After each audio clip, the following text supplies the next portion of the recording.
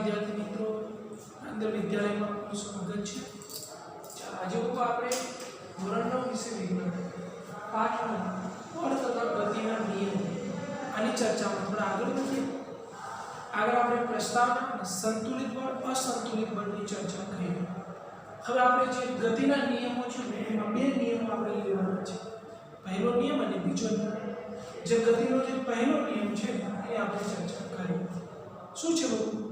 तो आपने बात कही कि भाई कोई वस्तु ने अचल वेग थी एनी गतिमां राखવું હોય તો તમારે કોઈ બળ આપવાની જરૂર પડતી નથી, એટલે કે સંતુલિત બળ આપીથી થાય।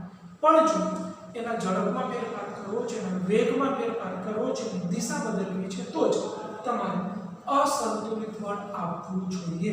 અસંતુલિત બળ એટલે એના બળમાં વધારો ઘટાડો કરવો જોઈએ। જો તમારે કોઈ ગતિને રોકવી છે તો પણ બળ આપવું પડે, ગતિને વધુ ગતિમાં લાવવી છે તો પણ તેનું બળ આપવું પડે। તો આના માટેના જે નિયમો છે, પ્રથમ નિયમ છે ગતિનો, કે જ્યાં સુધી કોઈ બાહ્ય બળ ન લાગે ત્યાં સુધી વસ્તુઓ અચળ ઝડપથી ગતિ કરે છે। બીજી હળવી ભાષામાં કહું તો કોઈ પણ પદાર્થ પોતાની મૂળ અવસ્થા જાળવી રાખવાનો ગુણધર્મ ધરાવે છે। મૂળ અવસ્થા કે સ્થિર છે તો સ્થિર, ગતિમાં છે તો ગતિમાં, એની અવસ્થા બદલતા નથી। કોઈ પણ બાહ્ય બળ વગર, એટલે કે કોઈ પણ પ્રકારનું તમે બળ નથી આપતા તો પોતાની ગતિ હોય તો ગતિ જાળવી રાખે, કારણ કે ઘર્ષણ બળ આપતા નથી અને સ્થિર છે તો સ્થિર રહેશે। એ એકલું ગતિમાં આવી જશે નહીં। અને ગતિનો પ્રથમ નિયમ કહે છે ન્યૂટનના ગતિના નિયમ, એને બહુ જડત્વનો નિયમ કહેવાય। જગતના નિયમ પરથી ગતિનો નિયમ રજૂ થયો।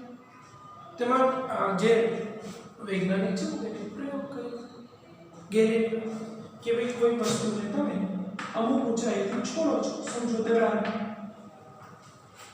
કે દડો નીચે તરફ ગતિ કરે છે। નીચે તરફ કેમ ગતિ કરે છે એના પછીના પાઠમાં આપણે શીખશું કે ગુરુત્વાકર્ષણના કારણે ગુરુત્વ પ્રવેગ લાગે છે, એના પછીનો પાઠ છે તે થોડું ડીપમાં જશું। तो वो नीचे तरफ જ્યારે ગતિ કરે છે ત્યારે એને બળના કારણે, ગુરુત્વીય બળના કારણે એનો વેગ વધે છે। તો વેગ વધવાના કારણે બીજું સામે ઢાળ છે, એ ઢાળમાં એટલી ઊંચાઈ સુધી એ પાછું જશે। હા, આ ઘર્ષણ થોડું હોવું જોઈએ નહીં, સપાટી નીચી હોવી જોઈએ। તો એટલી ઊંચાઈ શું કરશે? રોકે પ્રાપ્ત કરશે। જ્યાં સુધી કોઈ એટલી ઊંચાઈ પ્રાપ્ત નહીં કરે ત્યાં સુધી એ શું થશે? ગતિમાં રહેશે। તો એ આપણે પ્રયોગ માટે એવું કીધું છે કે આ જે નમન કોણ છે, ખૂણો છે, એ ધીરે ધીરે ઘટાડતા ઓછો કરતા જાય। તો બાજુની આકૃતિ જો, આ ખૂણો છે, પછી આ ખૂણો આપણે ઓછો કરતા ગયા। તો આને આ ઊંચાઈથી આપણે ફેંક્યું છે, તો એ ઊંચાઈ પ્રાપ્ત કરવા માટે તમે જોવો છો કે દડો જુદા જુદા અંતરે કાપે છે। બાકી તો તમે બળ તો એ જ આટલી ઊંચાઈ તમે દડાને ફેંકો, તો એક વખત એને આટલું અંતર કાપ્યું, એક વખત આટલું અંતર કાપ્યું, એક વખત આટલું અંતર કાપ્યું, કારણ કે જેટલી ઊંચાઈથી એને ફેંકવામાં આવે છે એટલી ઊંચાઈ પ્રાપ્ત કરવા માટે ત્યાં સુધી એક ગતિ કરશે।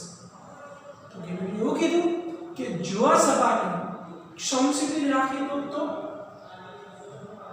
આ દડો છે અનંત અંતર સુધી જશે, કારણ કે એટલી ઊંચાઈ જ્યાં સુધી પ્રાપ્ત નહીં કરે ત્યાં સુધી ગતિમાં જ રહેશે।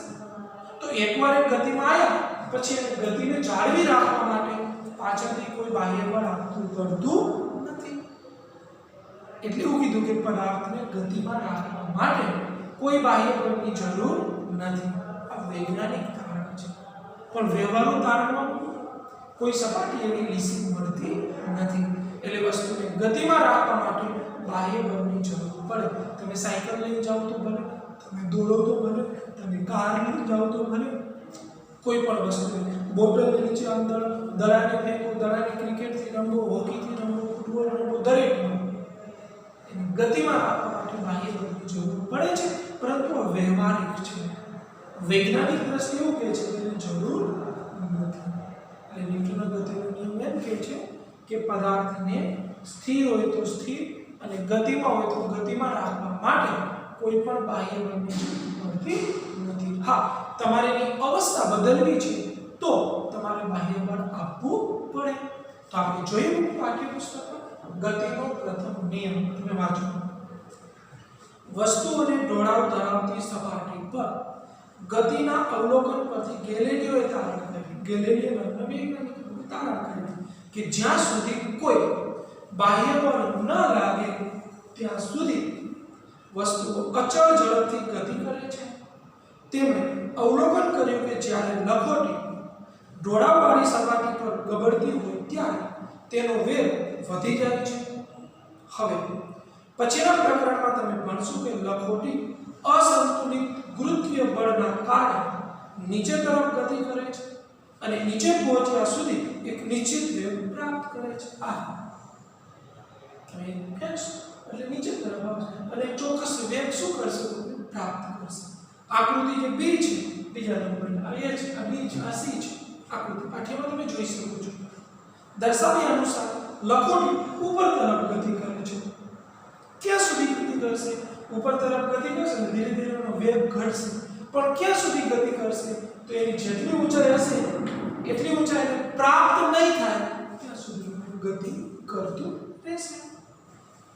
આમ વેગ એનો ઘટે છે અને આકૃતિ જે સી છે દર્શાવેલ પ્રમાણે બંને બાજુ ઘર્ષણ રહિત આદર્શ સમતલ ઢળતી સપાટી પર એક લખોટી સ્થિર છે. ગેલેલિયોએ દલીલ કરી કે જ્યારે લખોટી ડાબી બાજુથી છોડવામાં આવે અહીંથી ત્યારે તે ઢાળ પર નીચે તરફ જાય છે. ઓકે ગયું અને ગબડે છે. જમણી બાજુ ઢાળ પર તેટલી ઊંચાઈ પ્રાપ્ત ન કરે ત્યાં સુધી એ પોતે ગતિ કરે છે. જો બંને બાજુના સમતલના ઢોળાવ સમાન હોય તો લખોટી તેટલી ઊંચાઈ સુધી પહોંચશે જેટલી ઊંચાઈ તે ગબડશે. આ ઢાળ જે સરકાર તો જેટલી ઊંચાઈ એને ગબડાવી છે એટલી ઊંચાઈ જ લોકોએ પહોંચશે. ત્યાં સુધી લોકોએ શું કરશે? ગતિ એની ચાલુ રાખશે. જો જમણી બાજુના ઢાળ નમન ધીરે ધીરે ઘટાડવામાં ખૂણો ઘટાડતા જાઓ, આમ ઘટાડતા જાઓ તો લખોટીને તેટલી જ ઊંચાઈ પ્રાપ્ત કરવા માટે વધારે અંતર કાપવું પડશે. સમજી શકો છો? અહીં આટલું અંતર કહ્યું. હવે આ અંતર વધી ગયું. જો ઊંચાઈ પ્રાપ્ત કરવાનું આ અંતર એનાથી પણ વધી ગયું. આ અંતર એનાથી પણ વધી જશે. બધું અંતર કાપવું પડશે. જો જમણી બાજુનું સમતલ સમક્ષિતિજ કરી દેવામાં આવે તો લખોટી મૂળ ઊંચાઈ પ્રાપ્ત કરવા માટે સમક્ષિતિજ સમતલ પર સતત ગતિ કરશે. એમ કે છે સીધું કરી નાખો તો એ ઊંચાઈ પ્રાપ્ત કરવા માટે એની ગતિ ચાલુ રાખશે અનંત સુધી. આ કિસ્સામાં લખોટી પર લાગતું અસંતુલિત બળ શૂન્ય છે, જે નિર્દેશ કરે છે કે લખોટીની ગતિ બદલવા માટે અસંતુલિત બળ જરૂરી છે. હવે એની ગતિને બદલવી રોકવી હોય કાં તો કોઈ ધીમે કરવી હોય કાં ઝડપી કરવી હોય તો અસંતુલિત બળની જરૂર છે. બાકી એ જ ગતિમાં ચાલુ રાખવું હોય તો એને બળની જરૂર પડતી નથી. પરંતુ લખોટીની અચળ ગતિ ચાલુ રાખવા માટે કોઈ પરિણામી બળની જરૂર પડતી નથી. પોતાની અચળ ગતિ ચાલુ રાખવા માટે એને કોઈ બળની જરૂર પડતી નથી. આ વૈજ્ઞાનિક ધારણા છે. વ્યવહારિક ધારણા એવી છે કે વાસ્તવમાં સ્થિતિમાં શૂન્ય અસંતુલિત બળ પ્રાપ્ત કરવું કઠિન છે. એટલે શું કીધું લોકો કે વાસ્તવમાં એવી કોઈ સપાટી નથી કે જ્યાં ઘર્ષણ બળ લાગતું હોય નહીં. શક્ય નથી.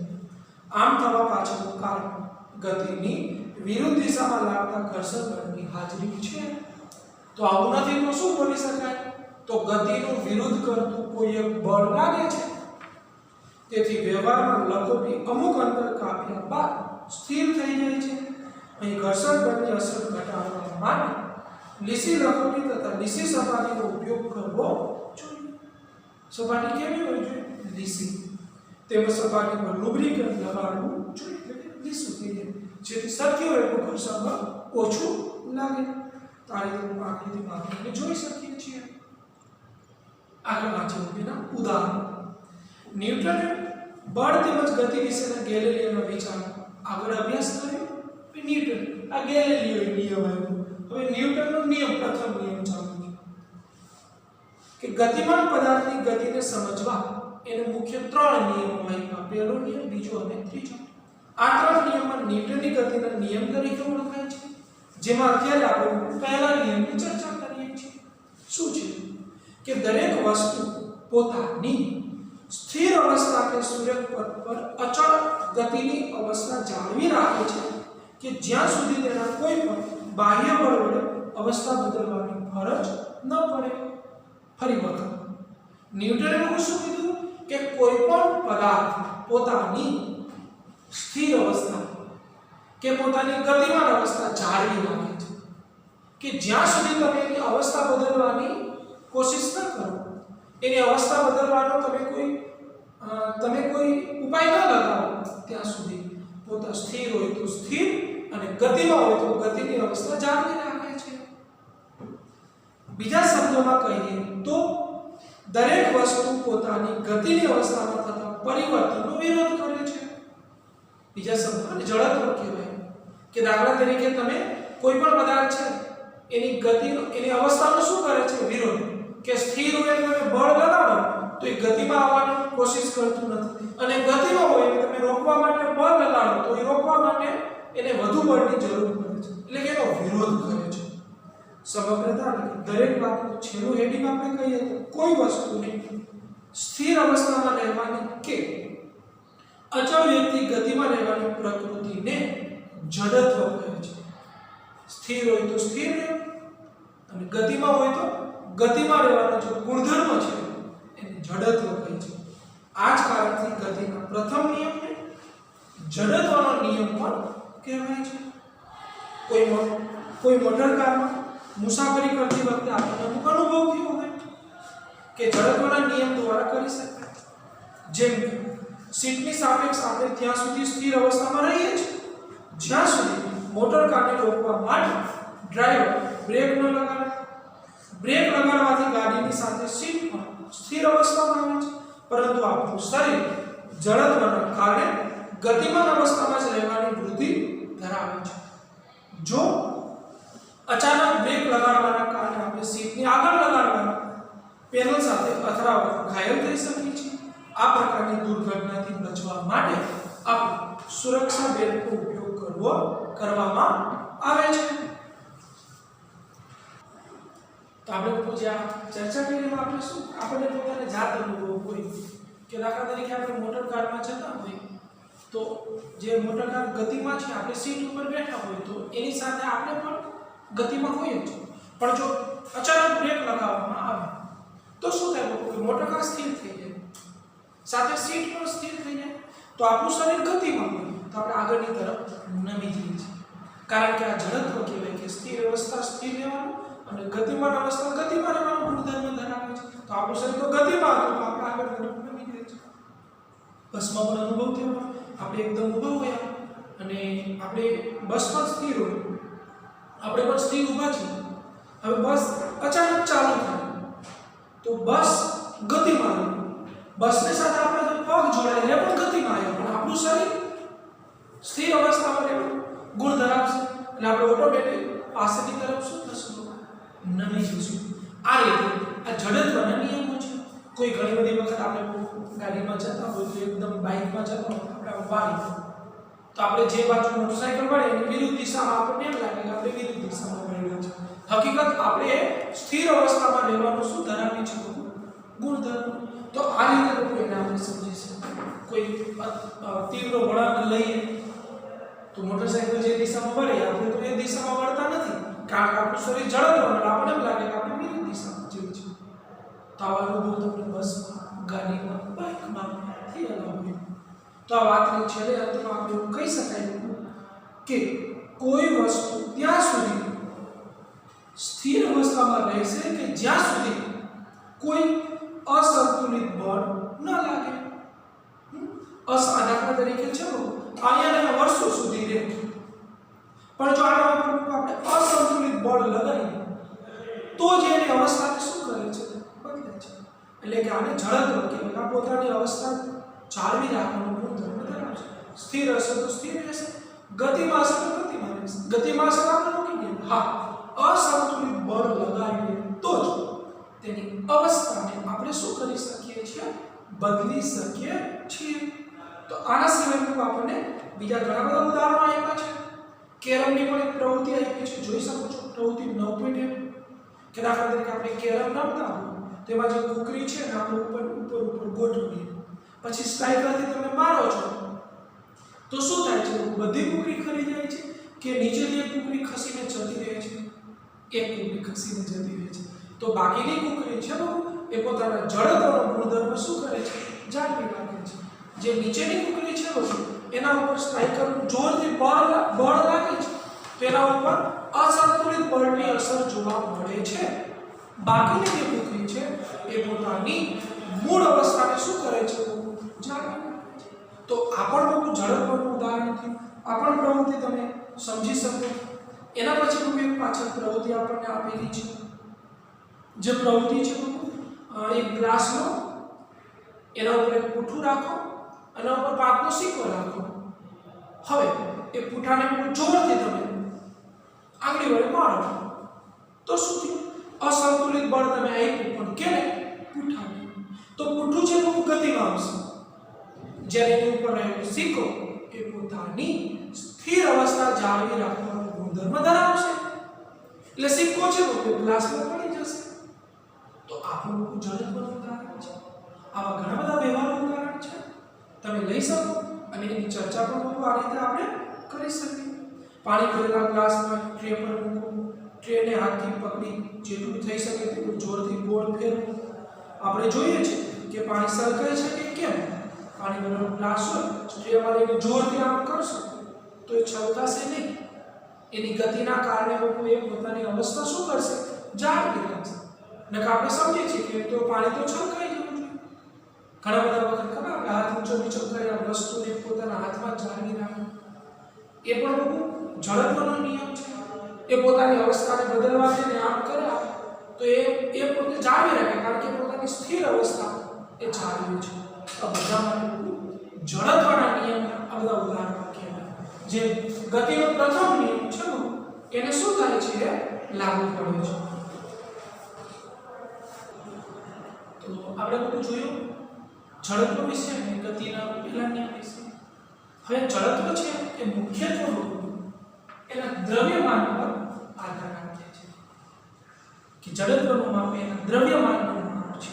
એટલે જડત્વને શું સમજાવવું? કે કોઈ પણ પદાર્થ છે વસ્તુ પોતાની ગતિના અવસ્થામાં થતા ફેરફારનો વિરોધ કરે છે. કોણ? જડત્વ. એટલે કે સ્થિર હોય તો સ્થિર રહેવાનું અને ગતિમાં હોય તો ગતિમાં રહેવાનું એ ગુણધર્મ ધરાવે છે. આપણે વાત કરી કે ભાઈ બસ એકાએક જાય છે, સ્પીડમાં જાય છે એટલે બધું ગતિમાં છે. એકદમ બ્રેક લાગે તો આપણું શરીર આગળની તરફ ન નીકળે છે. તો અહીંયા ગતિનો વિરોધ થયો. હવે બસ ઊભી છે અને એકાએક ચાલુ થાય તો આપણું શરીર પાછળની તરફ નમી જશે. તો અહીંયા સ્થિર અવસ્થાનો વિરોધ થયો. એટલે કે પોતાની ગતિની અવસ્થામાં થતા ફેરફારનો વિરોધ કરે છે. કોણ? જડત્વ. પણ આને લોકો એના દ્રવ્યમાન પર આધાર રાખે છે. કે જડત્વ કેના ઉપર આધાર રાખે? તેનો વજન. દાખલા તરીકે સ્કેલ છે અને આમ કરવા તો પડી, પણ હવે આને આમ કરવું તો પડી જશે ના. એટલું જ એનાથી વધુ બળ લગાવ્યું તો આ કેમ ન પડ્યું? કારણ કે આ દ્રવ્યમાન વધુ છે, આનું દ્રવ્યમાન ઓછું હતું તો એનું જડત્વ પણ કેવું હતું? જડત્વ આપણે એને સ્થિર રહેવાની જે અવસ્થા છે, બળ છે એ ઓછું હતું, આનું વધુ છે. બીજું કે ફૂટબોલ છે, ફૂટબોલનું દોડનું ઉદાહરણ છે. ફૂટબોલનો દડો લઈ તો કિક મારો તો તમે એક એકથી દડા દૂર સુધી ખસેડી શકશો. એનું જે જડત્વ હતું એના કરતાં તમે અસંતુલિત બળ વધુ આવ્યું એની અવસ્થા બદલાવી દૂર સુધી ગઈ. પરંતુ ફૂટબોલના દડા જેટલો પથ્થર અને કિક મારો તો તમે કહેશો કે આ તો ન બને, એ તો એટલું દૂર નહીં જાય, અથવા આપણા પગને ઈજા પણ થાય, લાગી પણ જાય. તો કેમ? હતું તો બંને એવડા જ હતા, પરંતુ દ્રવ્યમાન વધુ એટલે જડત્વ ઓટોમેટિક શું થયું? વધી ગયું. હાથના નીચે લાગ્યું. એમાં જે બળ આપે અને જે સ્થિર હોય એને ગતિમાં આવી જાય, ચાલો બળ આવી ગયું ગતિમાં આવી જાય. તો ટ્રેનને એટલું બળ આપવાથી ટ્રેન ગતિમાં આવી જાય ના, કારણ કે એનું દ્રવ્યમાન વધુ છે એટલે એનું જડત્વ પણ વધુ થાય. એ પોતાની અવસ્થાને એટલી સરળતાથી બદલશે નહીં બદલે એટલી સરળતાથી, એટલે એને વધુ બળ આપવાની જરૂર પડે. આ રીતે સમજી શકાય. આ રીતે બીજા ઉદાહરણ જોઈ શકાય, સમજી શકાય. વાંચો. પ્રત્યેક વસ્તુ પોતાની ગતિની અવસ્થામાં થતા ફેરફારનો વિરોધ કરે છે. જો તે સ્થિર અવસ્થામાં હોય તો સ્થિર અને ગતિમાન અવસ્થામાં હોય તો સતત ગતિમાં રહેવાનો પ્રયત્ન કરે છે. વસ્તુના આ ગુણધર્મોને શું કહે છે? જડત્વની વ્યાખ્યા થઈ કે કોઈ પણ વસ્તુ સ્થિર હોય તો સ્થિર અને ગતિમાં હોય તો ગતિમાં રહેવાનો જે ગુણધર્મ ધરાવે છે એને જડત્વ કહે છે. શું બધા જ વસ્તુનું જડત્વ સમાન હોય છે? ના. કેના ઉપર આધાર રાખે લોકો? એના દ્રવ્યમાન. આપણે જાણીએ છીએ કે પુસ્તક ભરેલા બોક્સની સામે ખાલી બોક્સને ધક્કો મારવો સરળ છે, કારણ કે એમાં વજન વધુ છે, દ્રવ્યમાન વધુ છે, એટલે એનું જડત્વ વધી જશે. તે જ એક ફૂટબોલને કિક મારે તો દૂર સુધી ગતિ કરે છે, પરંતુ એક મોટા સાઈઝ એટલી સાઈઝ પથ્થર અને કિક મારો તો એ ગતિ કરશે નહીં. ઉલટાને આપણા પગને શું થશે? ઈજા થશે. 5 રૂપિયાનો સિક્કો, રૂપિયાનો સિક્કો, તો બંનેનું જડત્વ સરખું હશે કે જુદું જુદું હશે? એ કેના ઉપર આધાર રાખશે? એના દ્રવ્યમાન ઉપર. આ સિવાય હાથ લાગીનું પણ આપણે ઉદાહરણ કે એને ગતિમાં લાવવા માટે જેટલા બળની જરૂર પડી, શું એટલા બળથી ટ્રેન ગતિમાં આવી જશે? ના, કારણ કે એનું હાથ લાગીની સાપેક્ષ ટ્રેનનું દ્રવ્યમાન વધુ છે એટલે ગતિનું ફેરફારનું વલણ એમાં જોવા મળશે નહીં, કારણ કે એટલું બધું બળ આપશો ત્યારે એની અવસ્થાને શું કરશે? બદલશે. આ પરથી સ્પષ્ટ થાય છે કે ભારે વસ્તુનું જડત્વ વધારે હોય છે. માત્રાત્મક રૂપે કોઈ વસ્તુનું જડત્વ દ્રવ્યમાન દ્વારા માપી શકાય છે. આપણે ઉદાહરણ લીધું તો આ બેમાં કેવું જડત્વ વધુ? આનું કે આનું? કારણ કે દ્રવ્યમાન વધુ છે એટલે એનું જડત્વ વધુ હશે એમ સમજી શકાય. આપણે જડત્વ તથા દ્રવ્યમાન નીચે પ્રમાણે વ્યાખ્યાયિત કરી શકીએ. શું કીધું છે કે જડત્વ એ પદાર્થ એવું કુદરતી વલણ છે જે પદાર્થની સ્થિર કે ગતિમાન અવસ્થામાં થતા ફેરફારનો વિરોધ કરે છે. એ તમે જોયા કે સ્થિર હોય તો સ્થિર અને ગતિમાં હોય તો ગતિમાં રહેવાનો ગુણધર્મ ધરાવે છે. વ્યાખ્યામાં શીખો કોઈ વસ્તુનું દ્રવ્યમાન તેના જડત્વનું શું છે? જેમ વજન વધુ એમ જડત્વ વધુ. એટલે બોલી શકાય કોઈ વસ્તુનું દ્રવ્યમાન દળ વજન છે એના જડત્વનું છે. તો આ રીતે જડત્વ વિશે સમજી શકાય અને આ ન્યૂટનના ગતિનો પહેલો નિયમ.